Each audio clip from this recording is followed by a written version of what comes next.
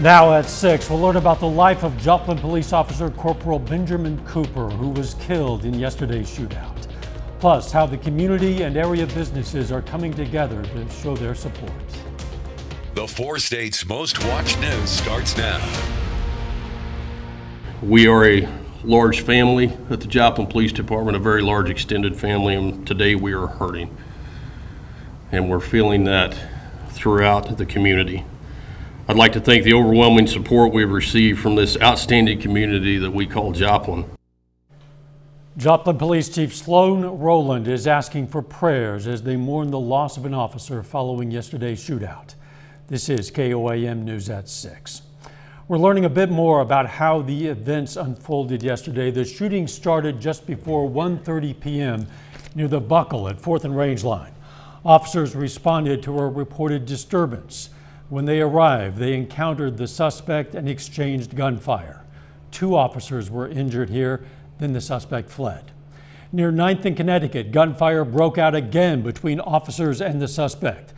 This was when a 3rd officer and the suspect were hit. We now know that it was JPD Captain William Davis who shot the suspect. Captain Davis was not hurt. The suspect has died. Authorities have not yet released the names of the 2 officers who remain in the hospital. Officials say they'll release more information about them tomorrow morning. Police today did release the name of the fallen officer, Corporal Benjamin Cooper, who leaves behind a wife and 2 daughters. He was a veteran officer of the Joplin Police Department. Cooper started his law enforcement career in 2003, then returned to Joplin in 2013 and was promoted to corporal in 2016. Over the years, Cooper served as a patrolman, investigator, firearms instructor, SWAT officer, field training officer, and worked a police canine at a previous police agency. In February of 2020, Cooper was featured in a Spotlight article produced by the department. At that time, he said, quote, "I enjoy serving the community and am proud to be a Joplin police officer." Corporal Benjamin Cooper was 46 years old. During a news conference today, officials identified the suspect as 40-year-old Anthony Felix of Joplin, and we're learning a little bit about Felix. Missouri court records show he was charged in 2021 with driving violations and a charge for drug paraphernalia, pled guilty in that case, and paid a fine. At that time, he was listed as homeless. More later, but first, let's check in with Doug Heddy and a first look at the weather. Well, it definitely turned out to be a pretty good day for us today. We have been in and out of the clouds, but temperatures much better. Most of us made it up right around 50 for an afternoon high. Look at the snow increasing. Parts of Nebraska and northern parts of Kansas. This is mainly going to stay to our north, but this will affect our northern counties later on tonight as this whole storm system starts to develop and really works in our direction. So lower 40s, northern counties, lower 50s in our southern counties. We'll drop back through the 40s, 30s, near freezing for us tonight. Snow working in next 2 days. I'll have those details here in just a bit. Catch you then. Coming up, we're going to learn how area businesses are showing their support for the Joplin Police Department and for the families of the officers involved.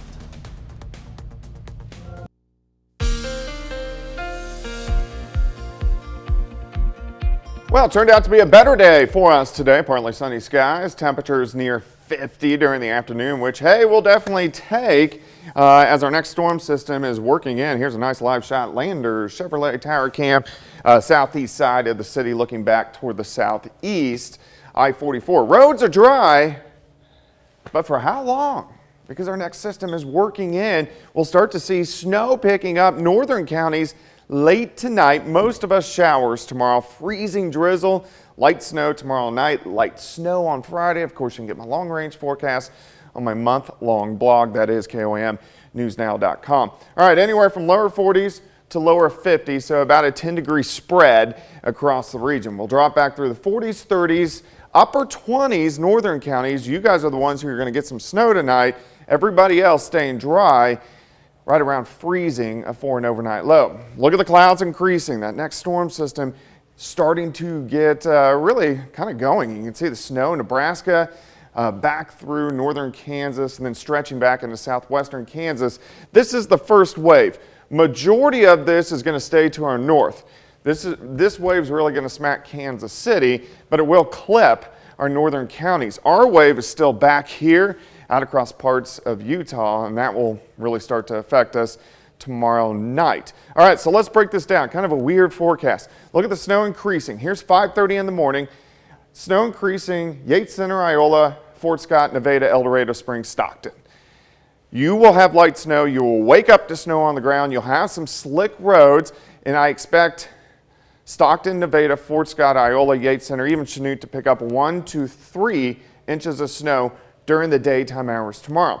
Everybody else, you can see we're warming up. Some showers through the metro. Most of the snow stays in the northern counties. Here's 1 p.m. Light showers. The cold air rushes in as we head into the afternoon hours. Still snowing in our northern counties. Then that second wave gets going as we go into tomorrow evening. So you can see a band of snow picking up. Farther south now, all the way into the Joplin area, so along and north of I-44. Here's 9:30 p.m. Watch the snow increase as we go through the overnight hours. Really gets going after midnight. But if you live south of I-44, you are not going to see anything until after midnight tomorrow night. Then look at the bands of light snow. This isn't going to be heavy snow. It's not going to be thunder snow. It's just light to moderate snow, but it slowly adds up as it continues hour after hour. Here's 5 a.m. on Friday. We're going to have some issues Friday morning. We're going to have some slick roads, the entire area, so prepare for that. Snow continues Friday morning by the noon hour north of I-44. Now you're done. The rest of the area snow tapers as we go into the afternoon hours. In general, most of us are in the 2 to 4 range, isolated 5 inches. Nevada, Fort Scott, north, where you're going to get longer duration of snow, 4 to 7 inches of snow. 29 Friday, down to 7 Friday night. So that's bitterly cold. And then thankfully back into the 50s early next week. And then we can put the snow shovels away yes, I think until we next can. season. I think we can. Or two. All right. I hope so. Thanks, Doug. Coming up in sports, Pitt State hires a familiar face to be its next men's basketball head coach. And the Missouri Southern women hit the road to Hayes for the Division II National Tournament. Jacob Leonard has that and more next.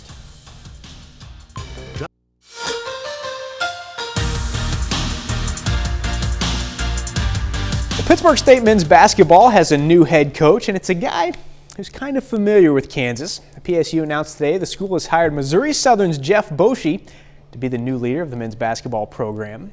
And Boschee spent the last 8 seasons as Missouri Southern's head coach. Won more than 60% of his games, going 151 and 86 overall. And Boschee led the Lions to 3 straight national tournament appearances from 2018 to 2020. He will officially be introduced as Pitt State's next head basketball coach later this month. It's tourney time for the Missouri Southern women's basketball team. The Lions are just 2 days away from playing in the NCAA Division II National Tournament for the first time since 1996. The Lions hit the road to Hayes earlier this afternoon. Southern is the 4th seed in the Central Region and will face 5th-seeded St. Cloud State in the first round on Friday night. Now, this team only has one senior, Brooke Stauffer. Now, here she is on getting to play in the national tournament in her final season.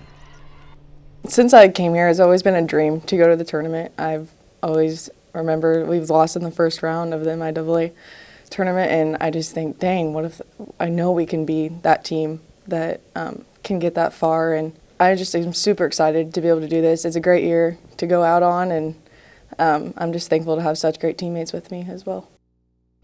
This week is state tournament week for Kansas high school basketball. We have 7 local teams in action this week, including 4 playing in the first round today in their respective brackets. And we'll start in 2A. The undefeated Colgan girls, 21-0, facing Garden Plain this evening in the state quarterfinals. That one just getting started. Colgan trails by 1 just a couple minutes in. And in Class 3A, the Girard boys are the 8 seed, aiming for the upset over top-seeded Royal Valley. That one is final. The Trojans really made them work for it, man, but they fall just short, 60-56. Girard finishes 16-6 overall this season. Elsewhere in the boys 3A bracket, the Galena Bulldogs face TMP Marion in the quarterfinals this evening. Galena is the 3 seed with a 22-1 overall record. That one will tip off later tonight at 8 p.m. in Hutchinson. Also at 8 in Salina, opening round game. The 4A girls tournament for Labette County. The Grizzlies face the Red Raiders out of Wamego. We'll have the latest from all of these games right here tonight at 10. Well, this week is a big week for the Pitt State Indoor Track and Field program. The Gorillas are hosting the NCAA Division II Indoor Nationals beginning on Friday at the Plaster Center. Now, both the men's and women's teams for Pittsburgh State head into the weekend with high expectations. The women are ranked 7th in the nation right now. The men are actually number 1 in the country heading into the national meet. Here's head coach Kyle Rutledge on what it means for his teams to get a chance at a national title in their own place. It means a lot, just because for the community, for the town, the school, the university, our kids, they take a lot of pride. I mean, they're coming to your house and you want to put on a good show and make sure that, what you do here, they leave knowing that they had a great experience. So it's a lot of pride and honor that we get to host this and bring this great meet to this community. The Missouri Southern baseball team is 3-3 through the first 6 conference games of the season. Now, they dropped 2 out of 3 to Pittsburgh State before winning 2 out of 3 over Northwest Missouri last week. They'll be back to league play this weekend. First, though, a little non-conference action today against Minnesota Duluth. Carl Junction product Jeremiah Kennedy on the mound, picks off the runner there in the 2nd inning. And then moments later, gets the strikeout. 5 shutout innings with 5 strikeouts today for the former Bulldog. A bottom half, Nate Miskowski shoots it back up the middle. That'll bring Matt Miller home. Next inning, Miller doing work at the plate himself, rips it into the right field corner. Henry Kuziak scores on that. Sticking around in the 3rd with 2 on. Well, that'll be on KOAM.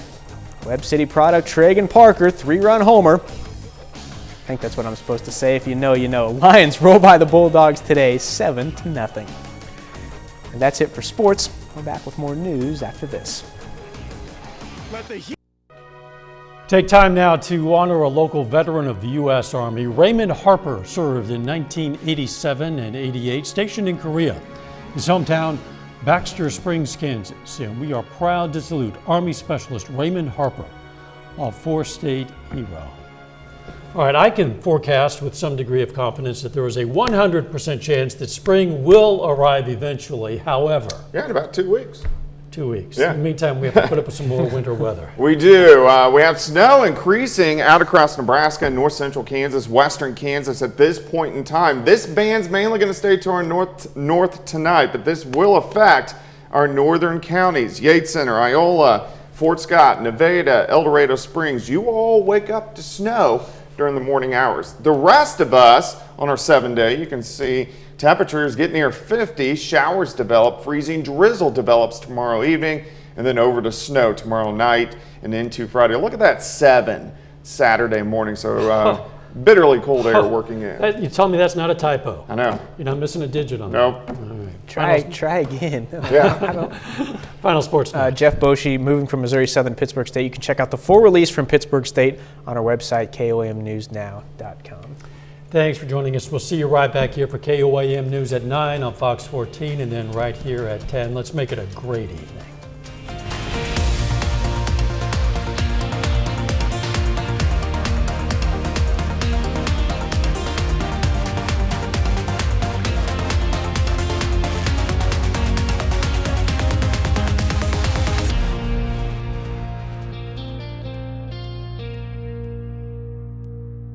Salon service is provided.